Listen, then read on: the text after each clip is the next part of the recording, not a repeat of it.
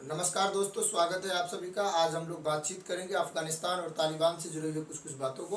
अभी वर्तमान में तालिबान ने पूर्ण रूप से अपना कमांड बैठा लिया है अफगानिस्तान के ऊपर, सभी बॉर्डरों को अपने काबू में कर लिया। इसके बाद जो शरिया कानून है उसे भी लगाने की बात चल रही है काबुल में। हम अगले बार बातचीत करेंगे कि शरिया कानून क्या है। एक तरफ से मोटे तौर पर बताऊँ तो शरिया कानून जो है एक इस्लाम के द्वारा जो कुरान वगैरह है उसके अनुसार बनने वाले चीज़ों, उसके अनुसार चलने वाले चीज़ों को ही शरिया कानून कहा जाता है।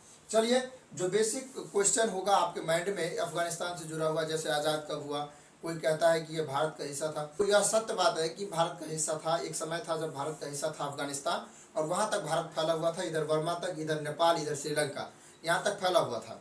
तो अफगानिस्तान पहले हिंदू था, बाद में जब इस्लाम धर्म भारत में प्रवेश किया तो वो इस्लामिक कंट्री बन गया, जिसके अनुसार अंग्रेजों ने क्या किया, एक डूरंड लाइन बनाया। उस समय में अफगानिस्तान और पाकिस्तान के बीच जो लाइन है डूरंड लाइन, वो बनाया गया। इसके बाद अंग्रेजों ने उसे छोड़ दिया, क्योंकि वहाँ पे पहाड़ी ज़्यादा था, पठान वठान ज़्यादा था, तो इसलिए उसे छोड़ दिया। 1919 में तीसरी अफगान और एंग्लो के बीच एक युद्ध हुआ था, अफगान एंग्लो युद्ध कहा जाता है, और एक समझौता हुआ। उसके बाद 1919 में ही 19 अगस्त को आज़ाद हो गए, कौन, अफगानिस्तान हो गए, और 19 अगस्त को स्वतंत्रता दिवस मनाते थे हर वर्ष। सबसे पहले आपके मन में जो सबसे बड़ा डॉट था कि अफगानिस्तान कब आज़ाद हुआ, तो आप इस डॉट को क्लियर कर लीजिए। 19 अगस्त 1919 को हुआ था, ठीक है। और इस युद्ध में जीतने के बाद उसे मतलब कर दिया गया, आज़ाद कर दिया गया। इसके बाद दुनिया के बहुत सारे देशों ने अफगानिस्तान को अपने अंडर कवर में लेना चाहा, उस पर अपना वर्चस्व बनाना चाहा और अधिकार करना चाहा। तो सबसे पहले 1979 से लेकर 1989 तक सोवियत संघ का वहाँ पे राज चला अफगानिस्तान के ऊपर। ये 10 वर्षों का महज उस पर मतलब अधिकार रहा सोवियत संघ का अफगानिस्तान के ऊपर। इसके विरोध में जो है गृह युद्ध चला था अफगानिस्तान में, जिसके बाद सोवियत संघ ने बताया कि हम वहाँ को छोड़ रहे हैं और उसे पूर्णतः फिर से आज़ाद कर देंगे। इसके बाद 1989 में सोवियत सेना द्वारा देश छोड़ा गया।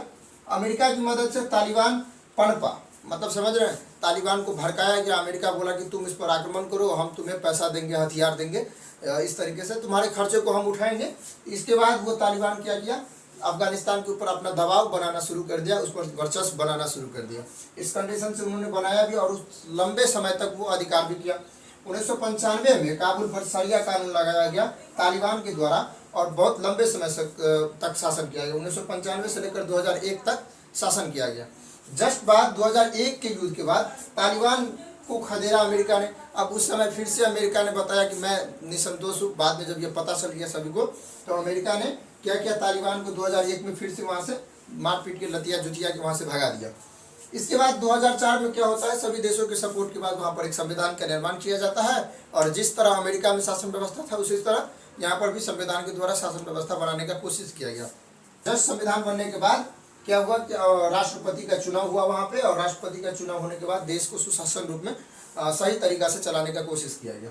जस्ट ये अभी जो वर्तमान में जो तालिबान का मुख्य प्रवक्ता है वो है जबीउल्लाह, और जबीउल्लाह वो कहता है कि मैं पिछले ढंग जो शरिया कानून लगाया था 1995 से लेकर 2001 तक और 1989 से 1995 तक, तो इस कंडीशन में बहुत कठोर रूप से मैंने वहाँ पे कानून लगाया था। तो जस्ट बाद इस बार जो हम कानून लगाएंगे वहाँ पे वो थोड़ा नर्म रूप होगा, ये बताया जा रहा है शरिया के द्वारा, मतलब जबीउल्लाह के द्वारा, तालिबान का जो मुख्य प्रवक्ता है उसके द्वारा। काफ़ी सारे अत्याचार भी कि वहाँ के नागरिक जो है सो भागे जा रहे हैं अभी जान बचाने के लिए। अपने बड़े बड़े क्रिकेटर, खिलाड़ी, सिंगर, स्टार, एंकर, ये सब अभी परेशान है वहाँ से, और शरण लेने की बात कर रहे हैं।